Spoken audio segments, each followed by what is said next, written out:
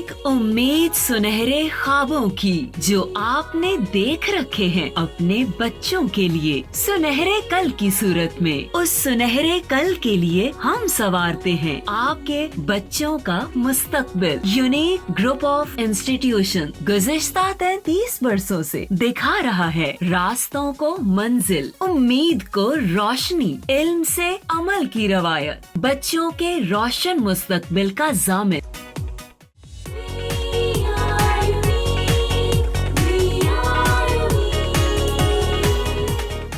बिस्मिल्लाहिर्रहमानिर्रहीम। अस्सलाम वालेकुम डियर स्टूडेंट्स, कैसे हैं आप लोग। मैं आपकी टीचर मिस शहज़ादी नज़ीर और हम पढ़ रहे हैं 9th क्लास की बायोलॉजी और आज हमारा लेक्चर नंबर है 52। चैप्टर 5 स्टार्ट किए हुए हैं हम।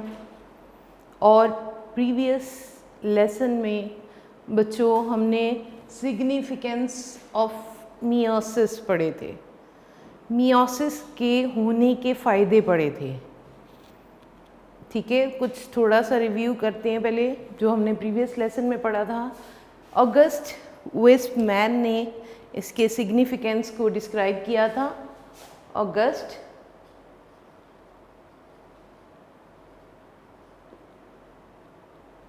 वेस्टमैन ने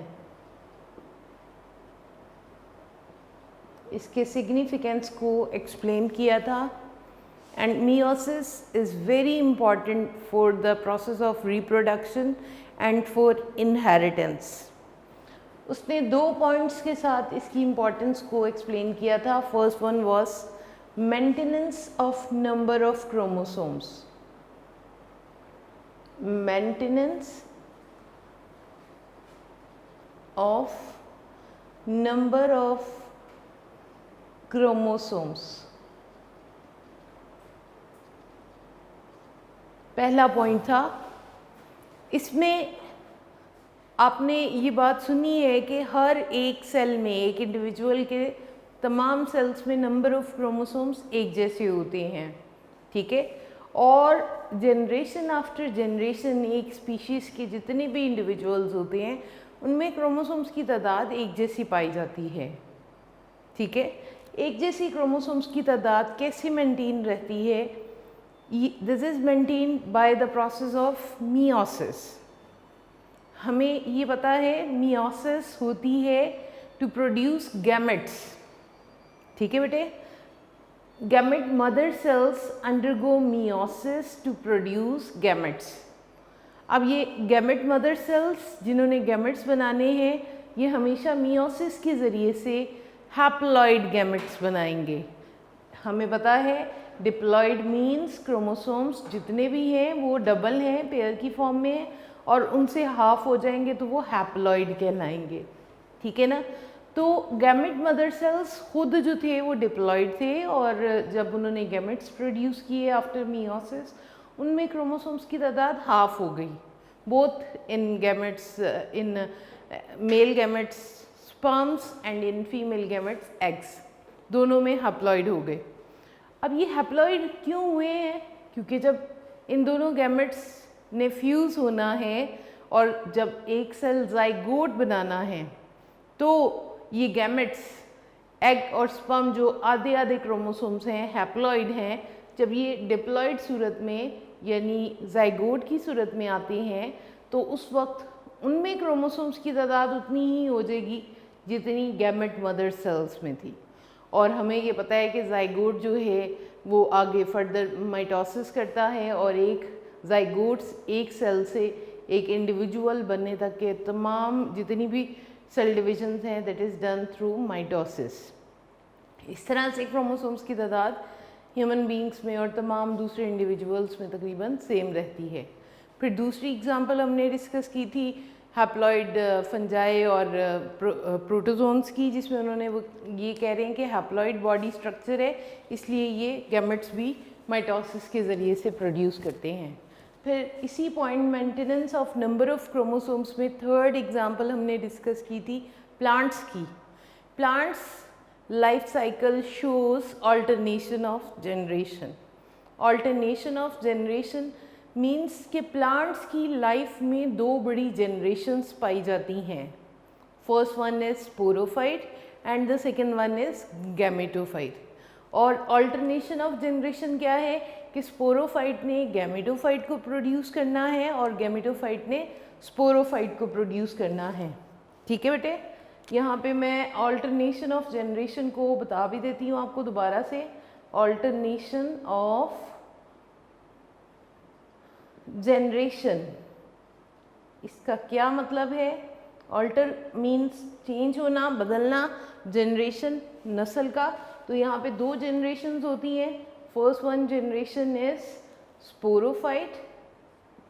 sporophyte and the second one is named as gametophyte. जो स्पोरोफाइट जनरेशन होती है वो हमेशा गैमेटोफाइट प्रोड्यूस करती है और जो गैमेटोफाइट है वो हमेशा स्पोरोफाइट को प्रोड्यूस करती है। This is named as alternation of generation. This is named as alternation of generation. अब इसकी मैं आपको डिटेल भी बता देती हूँ इसी को हम एक और सूरत में, क्योंकि स्पोरोफाइट नाम से पता चल रहा है स्पोरोफाइट एक ऐसी जनरेशन होगी जो कि डिप्लॉयड है। Diploid, number of chromosomes double पाए जाएंगे और it will produce spores. Spores produce करेगा ये generation sporophyte by the process of meiosis. Meiosis के जरिए से, मियोसिस हुई है, डिप्लॉयड है, स्पोर्स क्या हो जाएंगे? हैप्लॉयड हो जाएंगे। Haploid spores are produced by the process of meiosis from sporophyte. These spores germinate. Haploid spores हैं, germinate करेंगे, germinate by mitosis, और haploid ही gametophyte generation produce करेगा। Spore germinate by mitosis and give rise gametophyte generation. क्योंकि ये gametophyte generation जो है ये haploid spore से डेवलप हो रही है, so this is also haploid and this contain male gametes and female gametes. इसके अंदर दो तरह के गैमेट्स पाए जाएंगे। ठीक है,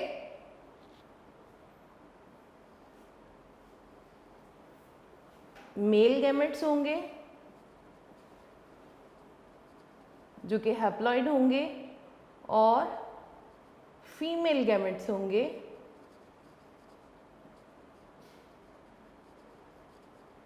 और इनकी फर्टिलाइजेशन से, मेल और फीमेल गैमेट्स की फर्टिलाइजेशन से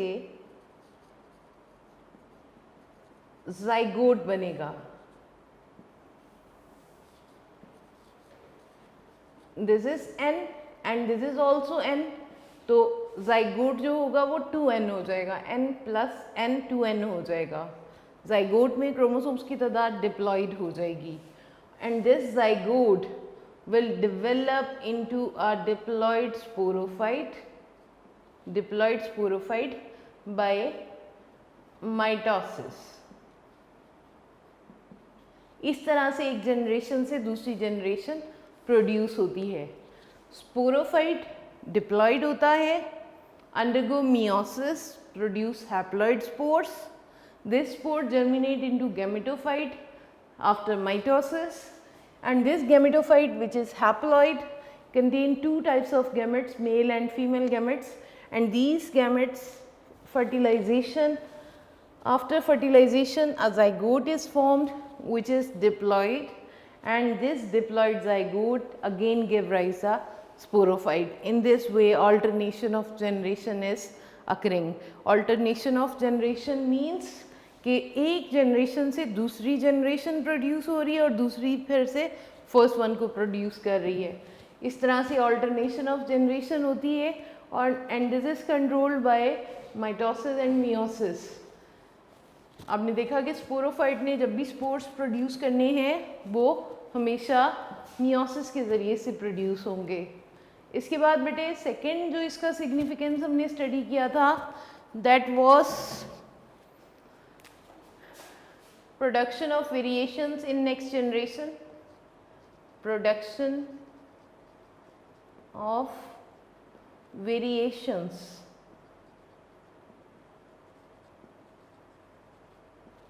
in next generation.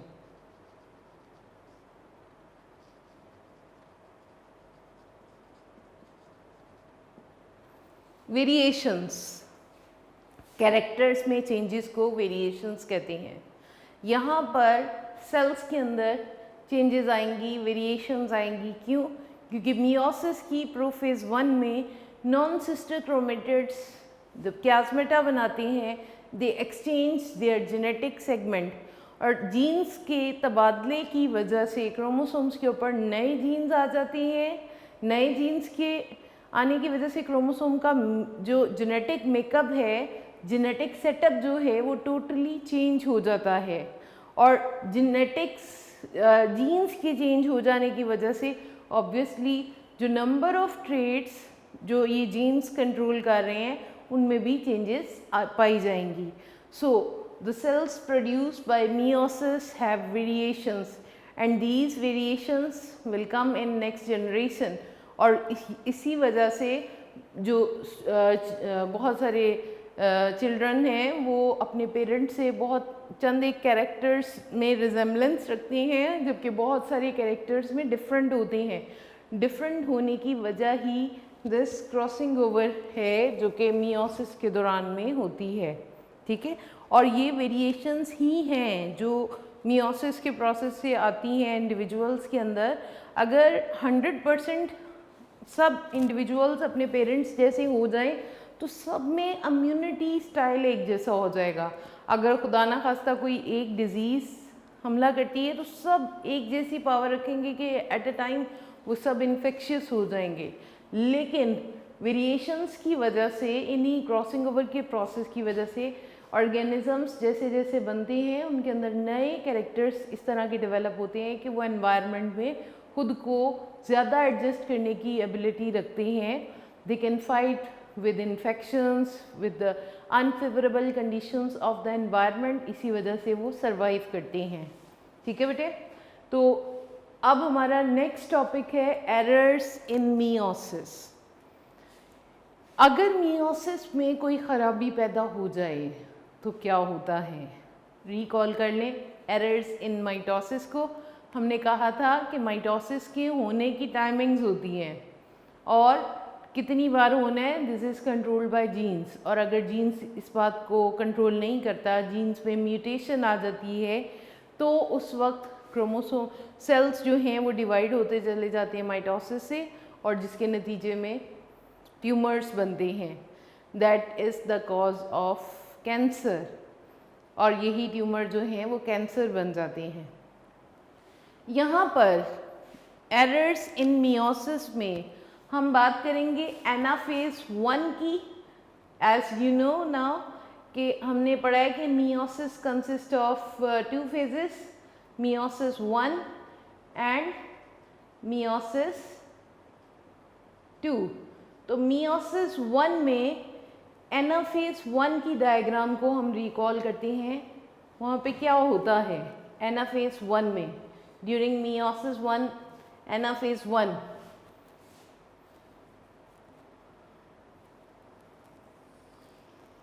Homologous chromosomes थे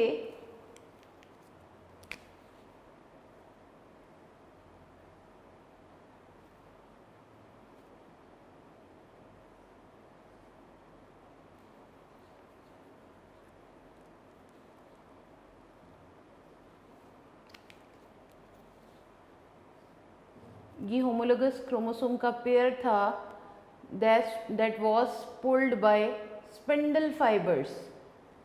ठीक है बेटे, और दोनों में से एक एक क्रोमोसोम को पुल किया जा रहा था ड्यूरिंग एनाफेज। इन क्रोमोसोम्स को पुल किया जा रहा था इस तरह से कि एक क्रोमोसोम एक साइड पे जा रहा था और दूसरा क्रोमोसोम दूसरी साइड पे जा रहा है।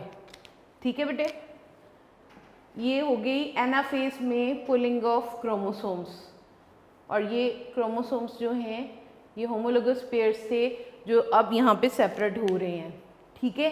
Homologous chromosomes are pulled and separated, जबकि मियोसिस 2 में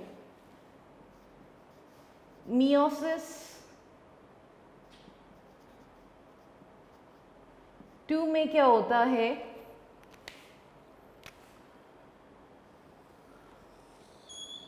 वहां पर सिंगल क्रोमोसोम पाया जाता है इन दिस वे,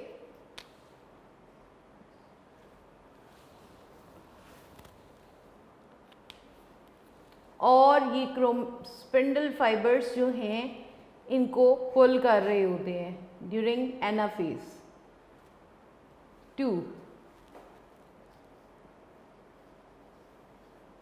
एनाफेज 2 में यहाँ पर आप देख रहे हैं होमोलोगस क्रोमोसोम्स के पेयर थे जो कि खींचे जा रहे थे और एक एक क्रोमोसोम दूसरे पोल की तरफ जा रहे हैं, जबकि यहाँ पर sister chromatids are going to separate from each other in this way, और इनको पुल कर रहे हैं ये स्पिंडल फाइबर्स। बच्चों ये जो पुलिंग है, पुलिंग ऑफ क्रोमोसोम्स है by spindle fibres during anaphase 1 and anaphase 2, if this pulling of chromosome is normal, अगर इनको नॉर्मली पुल किया जा रहा है तो इसको कहती हैं disjunction. if the pulling of chromosomes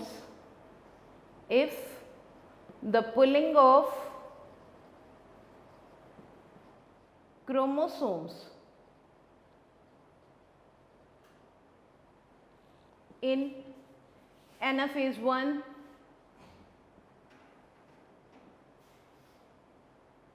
आपने डायग्रामेटिकली देख लिया है कि एनाफेज 1 में होमोलोगस क्रोमोसोम, जबकि एनाफेज 2 में chromatids are going to be separated. If pulling of chromosomes in anaphase 1 and anaphase 2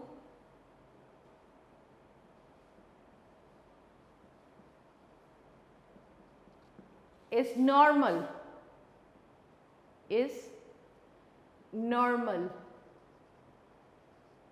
then it is known as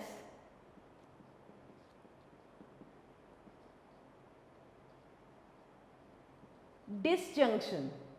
इस पुलिंग ऑफ क्रोमोसोम्स को नाम देंगे डिसजंक्शन का, डिसजंक्शन।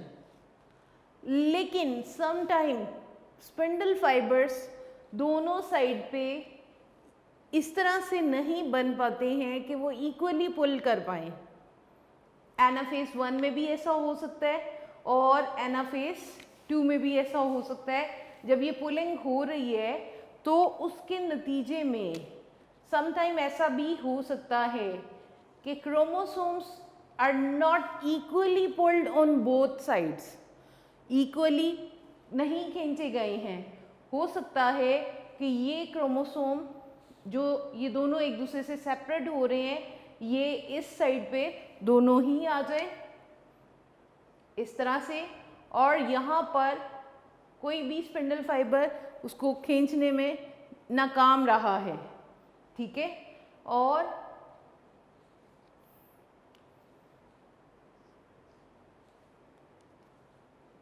तो क्या होगा, अब देखें ये सेल्स जब क्रोमोसोम्स की पुलिंग हो रही है एनाफेज में इस तरह से हो सकता है, एनाफेज 1 में और एनाफेज 2 में भी जब ये सिस्टर क्रोमेटिड्स ने सेपरेट होना है तो ये इस तरह से सेपरेट नहीं हुए, बल्कि पूरे का पूरा जो 2 क्रोमेटिड्स वाला क्रोमोसोम है वो एक साइड पे चला गया और यहाँ पर इस साइड पे इस जगह पे कोई भी क्रोमोसोम नहीं आ पाया।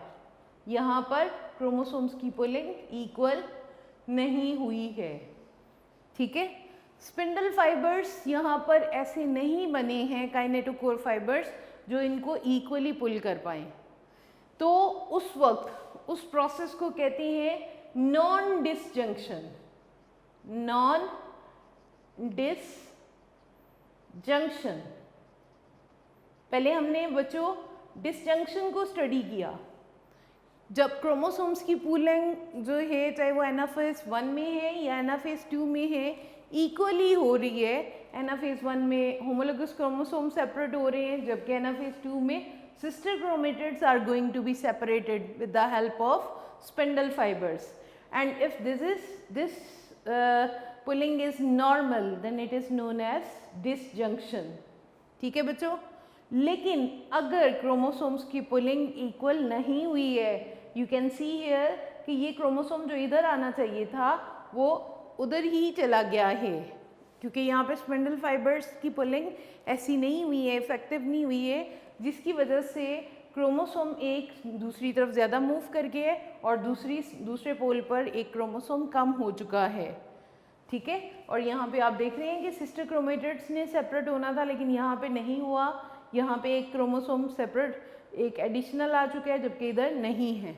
तो इस सूरत को कहते हैं जब क्रोमोसोम्स की सेपरेशन नॉर्मल नहीं होती हैं, then the process is named as non disjunction, non disjunction. इसके नतीजे में ऐसे सेल्स प्रोड्यूस होंगे।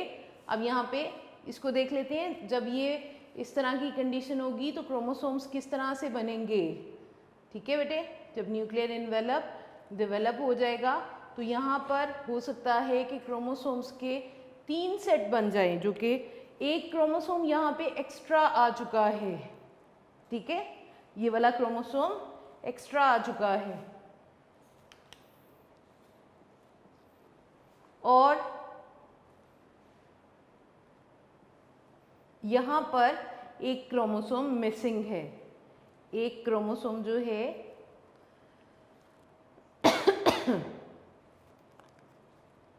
ये वाला मिसिंग है।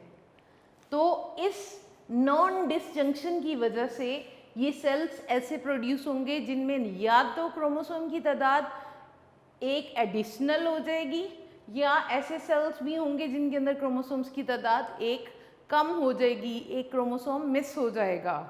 ठीक है, इसी तरह यहाँ पर भी इस तरह से हो सकता है कि इसके नतीजे में, नॉन डिसजंक्शन के नतीजे में क्रोमोसोम्स की तादाद बैलेंस नहीं होगी। यहाँ पर क्रोमोसोम इस तरह से पाए जाएंगे, जबकि दूसरी साइड पर क्रोमोसोम ये है, दूसरा मिसिंग है। दूसरा जो क्रोमेटिड इसको सेपरेट होकर इस साइड पे आना था वो यहाँ पर मिसिंग है। ठीक है, तो हमें पता है कि मियोसिस होती है गैमेट्स बनाने के लिए, गैमेट्स बनाने के लिए। तो जब ऐसी एबनॉर्मेलिटीज़ या डिसजंक्शन होगा तो ऐसे गैमेट्स प्रोड्यूस होंगे, गैमेट सेल्स ऐसे प्रोड्यूस होंगे जिनके अंदर क्रोमोसोम्स की तादाद या तो नॉर्मल से एक ज़्यादा हो जाएगी, लाइक दिस, एक ज़्यादा हो जाएगी, या ऐसे भी प्रोड्यूस होंगे एट अ टाइम, क्योंकि क्रोमोसोम्स अनइक्वल डिस्ट्रीब्यूट हुए हैं तो दोनों तरह की पॉसिबिलिटी उन्हीं गैमेट्स के अंदर पाई जाएंगी। एक ही टाइम पर कुछ गैमेट्स ऐसे होंगे जिनमें क्रोमोसोम्स की तादाद ज़्यादा होगी, और कुछ गैमेट्स ऐसे होंगे जिनमें क्रोमोसोम्स की तादाद एक कम हो जाएगी। तो जब ये defective gametes due to non disjunction, ये गैमेट्स डिफेक्टिव गैमेट्स जब प्रोड्यूस हुए होते हैं, नॉर्मल गैमेट्स के साथ फ्यूज़ होके एक इंडिविजुअल की सूरत में आते हैं, तो उस इंडिविजुअल में क्रोमोसोमल डिसऑर्डर्स पाए जाते हैं।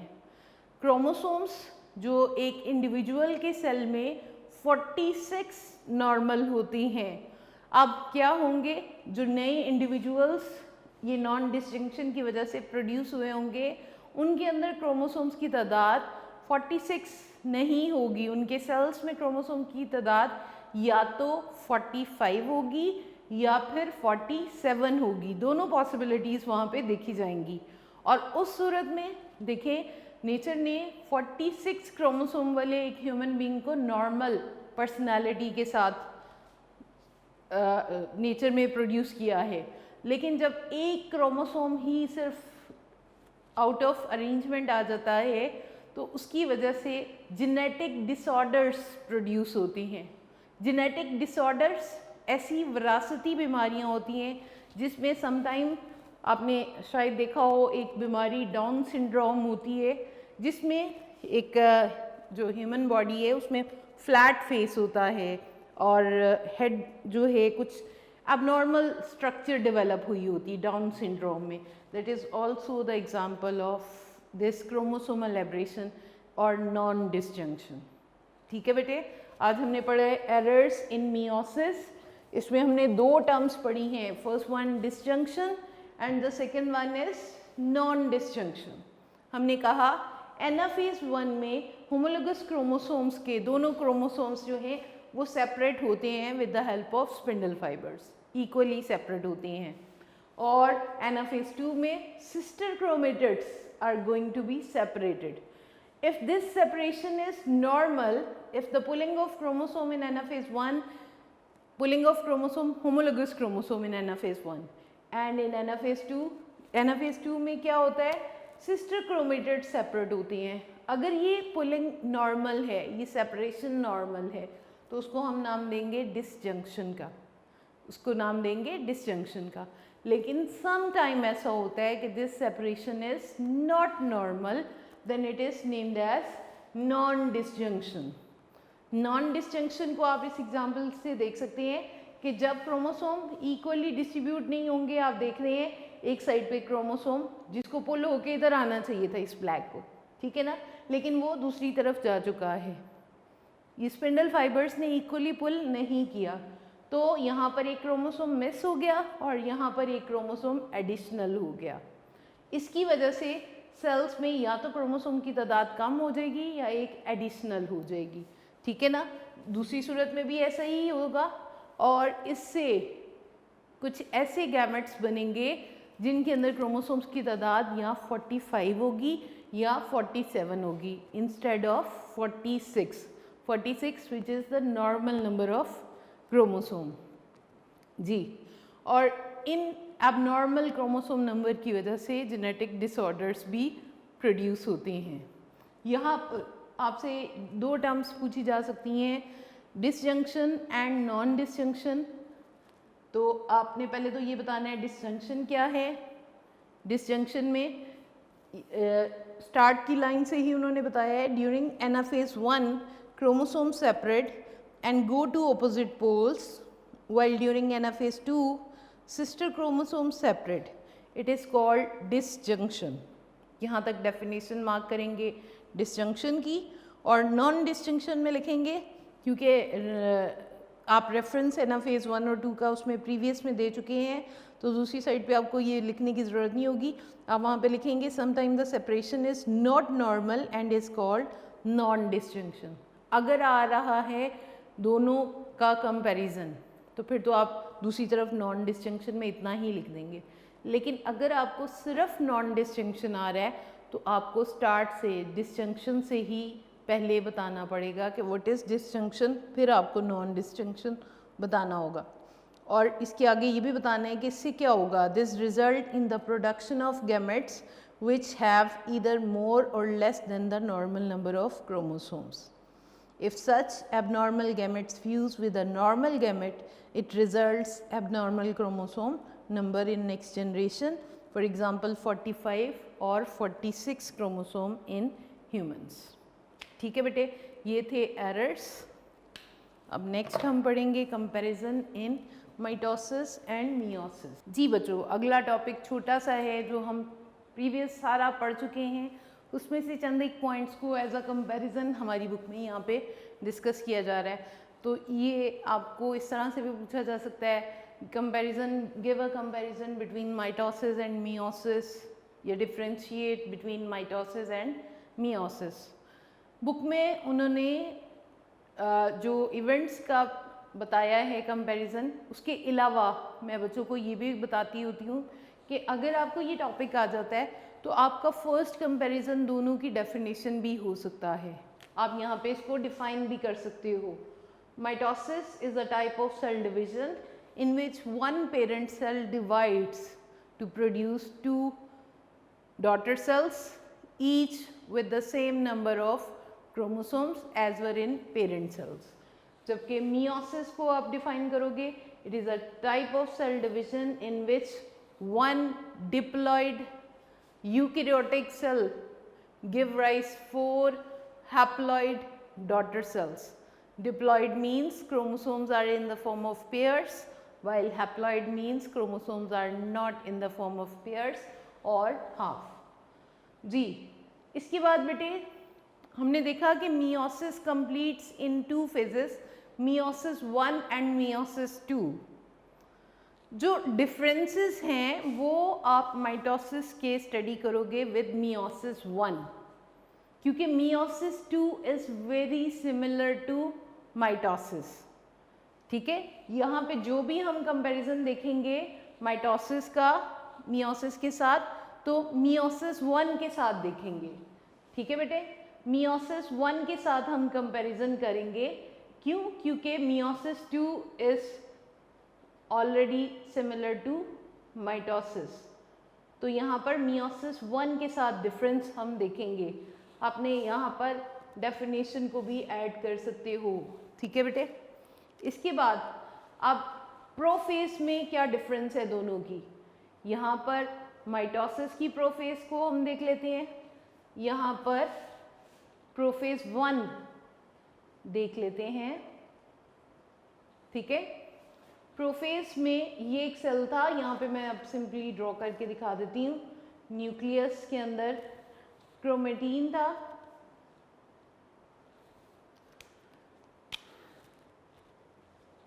और जैसे ही न्यूक्लियस जो है प्रोफेज में आएगा तो क्या होगा, यहाँ पर प्रोफेज में आने पर क्रोमेटीन कंडेंसेस इनटू क्रोमोसोम्स,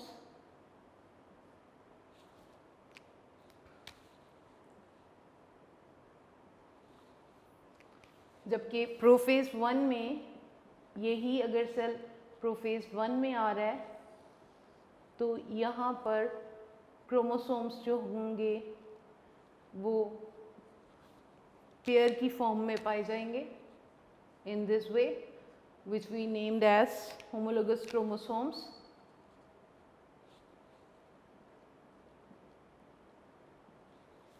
अब यहाँ पे स्पिंडल फॉर्मेशन दिखानी है. डिफरेंस जो है बेटे प्रोफेज और प्रोफेज 1 का, कि यहाँ पर no homologous chromosome formed, no homologous chromosomes,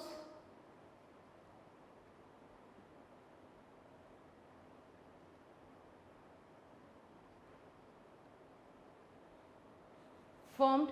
homologous chromosomes के पेयर नहीं बनेंगे.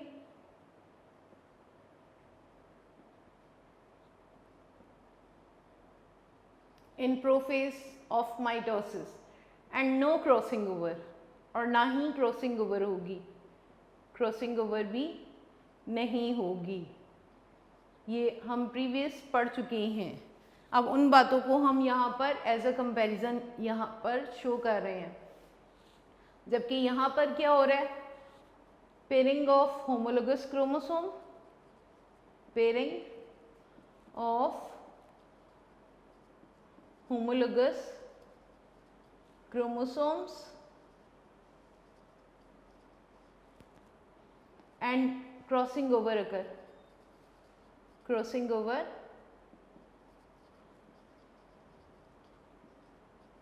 occur. अब मेटाफेज का डिफरेंस देख लेते हैं. Metaphase,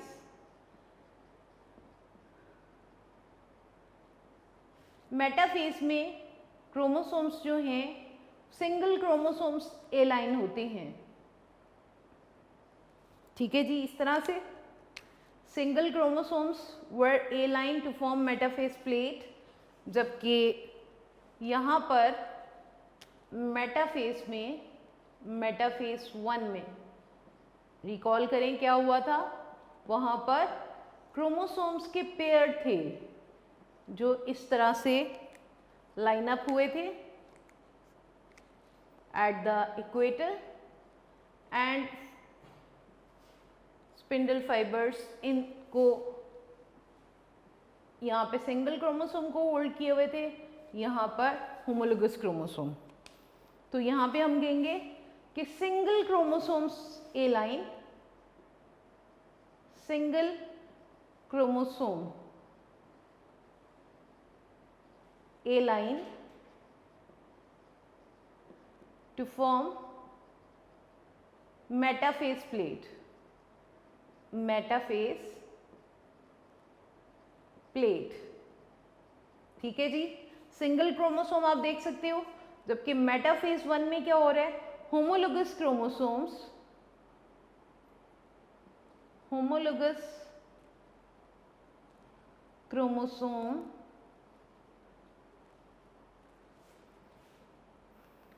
A line to form metaphase plate। ठीक है जी, ये दूसरा डिफरेंस हो गया।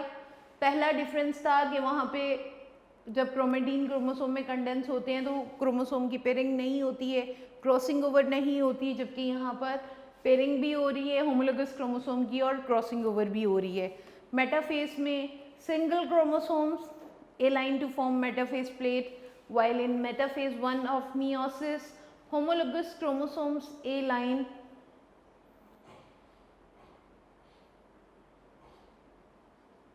to form metaphase plate। ठीक है जी, अब हम बात करते हैं एनाफेज की। एनाफेज में क्या होगा, यहाँ पर जो क्रोमोसोम हैं वो ब्रेक होंगे in this way, a chromosome break and sister chromatids are separated from each other. जबकि एनाफेज 1 में, एनाफेज 1 में क्या होता है, ये जो पेयर है इस पेयर में से एक क्रोमोसोम एक साइड पे ये सेपरेट होते हैं, क्रोमोसोम ब्रेक नहीं होते हैं, बल्कि पेयर में से एक एक क्रोमोसोम सेपरेट हो जाता है इस तरह से। ठीक है जी, तो यहाँ पर एनाफेज में एक क्रोमोसोम ब्रेक होता है। एनाफेज ऑफ माइटोसिस में chromosome break,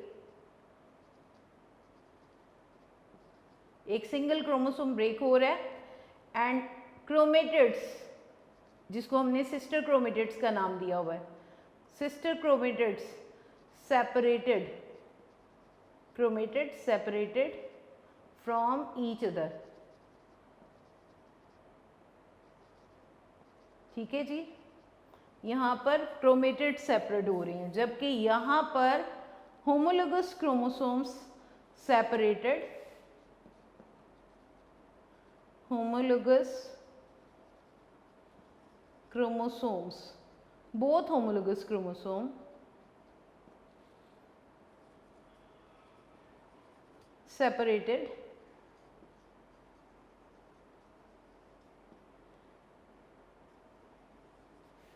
and each chromosome move towards the pole।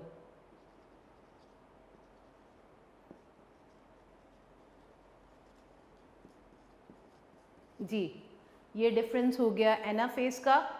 अब दोनों के डॉटर सेल्स के अंदर न्यूक्लियस का डिफरेंस हम यहाँ पे शो कर देते हैं कि दोनों के अंदर डॉटर सेल्स जो बनेंगे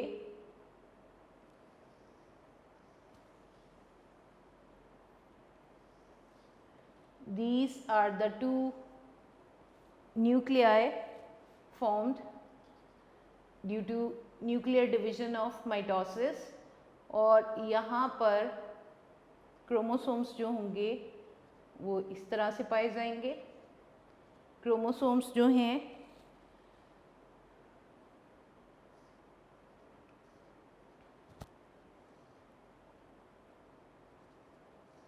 जी बच्चों, क्रोमोसोम्स डिप्लॉयड हैं और यहाँ पर एक एक क्रोमेटिड एक क्रोमोसोम पे पाया जा रहा है, जबकि दूसरी तरफ मियोसिस 1 के नतीजे में जो 2 न्यूक्लियस की डिविजन्स हो जाएंगी, तो उसके नतीजे में जब 2 न्यूक्लियस बन जाएंगे उनमें क्रोमोसोम्स की तादाद इस तरह से पाई जाएगी। हैप्लॉइड हो चुके हैं,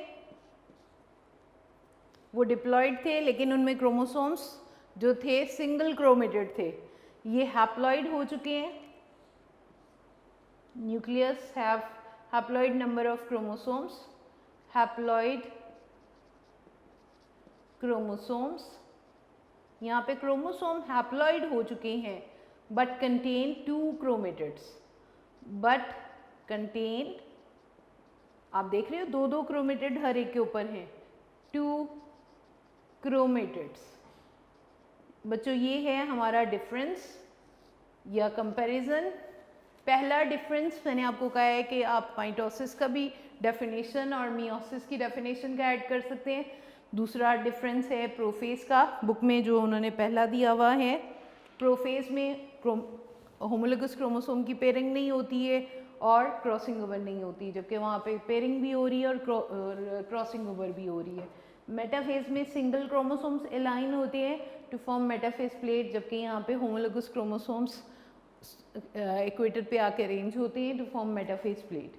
एनाफेज में क्रोमोसोम ब्रेक होता है, एक सिंगल क्रोमोसोम ब्रेक होता है और chromatid separate from each other, जबकि एनाफेज 1 में क्योंकि यहाँ पे पेयर की सूरत में है तो ये क्रोमोसोम ब्रेक नहीं होगा, बल्कि दोनों क्रोमोसोम एक दूसरे से सेपरेट होंगे और एक क्रोमोसोम एक पोल पे और दूसरा दूसरी साइड पे जाएगा। एट द एंड जब न्यूक्लियर डिवीजन कंप्लीट हो जाएगी माइटोसिस की, तो यहाँ पर डिप्लॉइड या क्रोमोसोम्स की तादाद उतनी ही है जितनी पेरेंट सेल में है, लेकिन यहाँ पर हर एक क्रोमोसोम एक क्रोमेटिड रखे हुए हैं, जबकि यहाँ पर जब nuclear division in meiosis complete हो गई है, हैप्लॉइड क्रोमोसोम्स हैं। क्रोमोसोम्स की तादाद आप देख लें यहाँ से हाफ हो चुकी है, but they contain 2 sister chromatids, हर एक क्रोमोसोम के 2 क्रोमेटिड्स हैं। ये था बेटे कंपैरिजन, और बहुत छोटा सा लॉन्ग है ये, जो कि एग्ज़ाम्स में आ सकता है, तो याद रखिएगा ये वाला आपको डायग्रामेटिकली डिफरेंस ही शो करना है।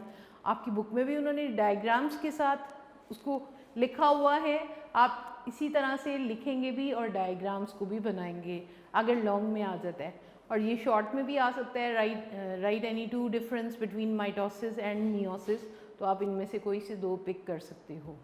ठीक है बेटे।